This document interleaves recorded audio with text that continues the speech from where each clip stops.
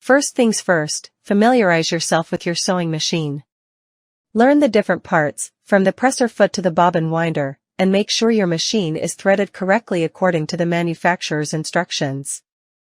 Now, let's practice stitching on scrap fabric.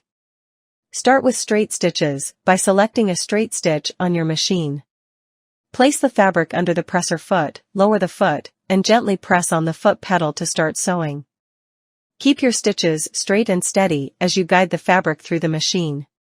As you sew, remember to leave seam allowances, the space between the stitching and the edge of the fabric. Most patterns will specify the seam allowance you should use, typically ranging from 1/4 inch to 5/8 inch. To secure your stitches at the beginning and end of a seam, use the backstitch function on your sewing machine. Simply sew a few stitches forward, then press the reverse button to sew backward over the same stitches. This prevents your seams from unraveling. Once you've finished sewing your seam, lift the presser foot, and gently pull the fabric out of the machine. Trim any loose threads, and you're ready to move on to the next step in your sewing project.